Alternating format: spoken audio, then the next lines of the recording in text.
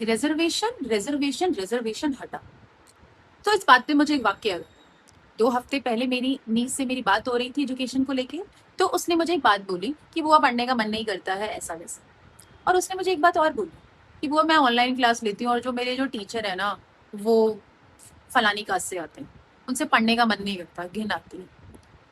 तो हम स्कूल में पढ़ते हैं तो हमें नहीं पता किसी की कास्ट क्या होती, फिर भी हम उनके साथ खाते भी।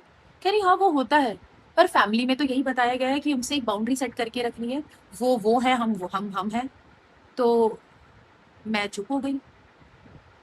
एक और वाक्य है मेरे पास, रोज का है। मैं गली में 10 से 15 स्ट्रीट डॉग्स को फीड करती हूँ रोज। उसमें से एक फीमेल है ब्लैक कलर की, वो थोड़ी कमजोर है।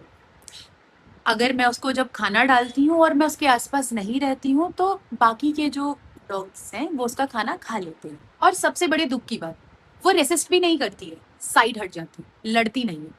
आप बोलेंगे नेचर है, कंपटीशन है, जो स्ट्रांग है वो ले जाएगा। तो फिर मैं वहां क्यों खड़ी रहती?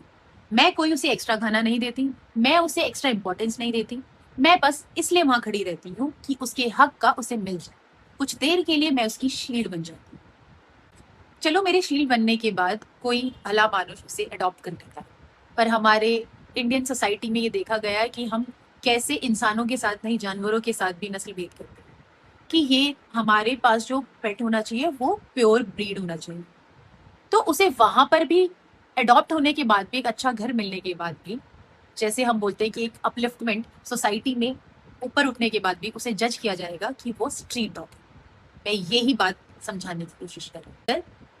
देश में वो वजह, शील्ड जिसकी वजह से आई थी, वो खत्म हो चुकी है, तो रिजर्वेशन हटाने पे बात करते हैं। और अगर वो वजह खत्म नहीं हुई है तो सवाल रिजर्वेशन का नहीं है, सवाल सोशल इक्विटी का है।